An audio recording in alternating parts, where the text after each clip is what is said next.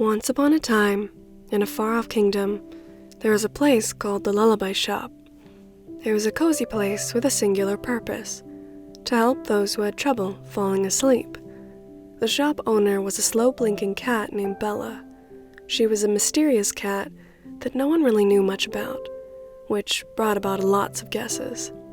One of the many rumors about her was that if you looked directly into her eyes, you would immediately fall asleep.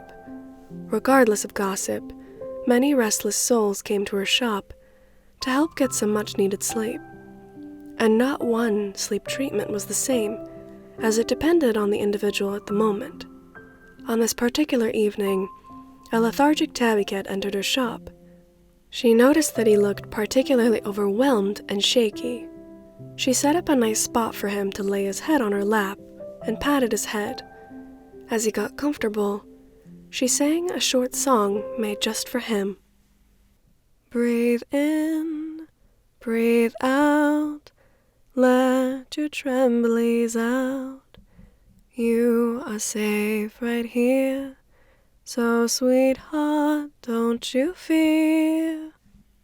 As he drifted away on soft clouds of sleep, his fidgets subsided.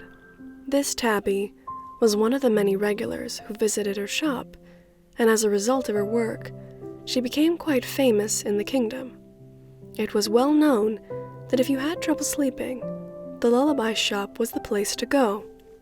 But Bella did not crave fame. She only wished to help and was content with staying out of the spotlight. So she never attended any fancy balls or any requests for a home sleep treatment. To any questions about it, she consistently replied, "I work from the Lullaby Shop, and my time is precious. If you want help with sleep, you know where I am." And she really meant what she said, so she always wrote in her letters that she would not go. What most nobles didn't understand was that the Lullaby Shop was a very important place for Bella. She had designed and decorated it with love and care to make it the best place to rest tired eyes. The inside of the shop was quiet and peaceful, with the sound of gentle rain and the smell of fresh forest air creating a comfortable mood. There was soft moss lining the floor of the sleep rooms with a plethora of different pillows, ranging in softness and size, all available, propped up against the wall. The temperature was also perfect, not too warm and not too cold, and because she had thought of everything, she believed wholeheartedly that she didn't need to make any house visits. They should come to her. But this response was not enough for the king, who had requested a visit for the crown prince, who was struggling to sleep well. For who could deny the invitation from the most powerful man in the land? It was very unheard of. But just as he was not an ordinary man, Bella was not an ordinary cat. After this, many invitations were sent and ignored, so the king had to change strategies.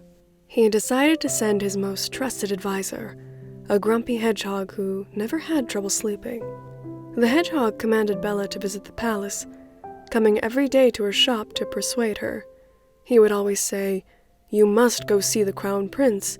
He is still very young and still has a lot that he must do to become a worthy king. He needs sleep, and your refusal is most distressing." Bella looked at the hedgehog with disinterest. "You really haven't read any of my replies, have you?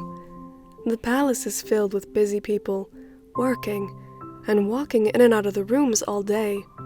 It is not a still place where a small prince can be without worry, especially not one with so many responsibilities on his shoulders. If you truly care for the prince, you will bring him here." And so, the stubborn hedgehog and the cat glared at each other for a while. But the hedgehog couldn't glare for too long, as he was feeling more and more sleepy the longer he looked into her eyes. Frustrated, he left the shop feeling as though he lost that battle.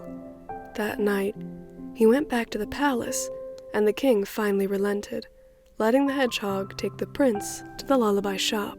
When the prince entered the Lullaby Shop room, he was amazed at how peaceful it was. It felt like he had entered another dimension, and if he asked, he would have been shocked to find out he had. She ushered the prince into one of the sleep rooms, and as he laid his head on her lap, she didn't sing but asked him a question. "What are you thinking of, young prince?" Normally, he wouldn't answer honestly to such a question, but surprisingly, he felt comfortable enough to tell her, and it all rushed out like a storm out of a bottle. All of his frustrations and pressures he was feeling in his life, the training, the constant criticism, it was a lot to deal with, and so he spoke for an hour straight, ending it with a quiet sob. She held him and brushed the fur on top of his head, and he felt better, letting it all out, something he wasn't able to do before. He felt so much better, in fact, that his body felt lighter, and it wasn't long before he drifted off into dreamland, dreaming of being a cloud, gliding across the ocean. And a special thanks to my Raccoon Snacks patrons, Anna Gaylord, Aglay, Kim Meyer, and S. Marie Carlson. Thank you so much.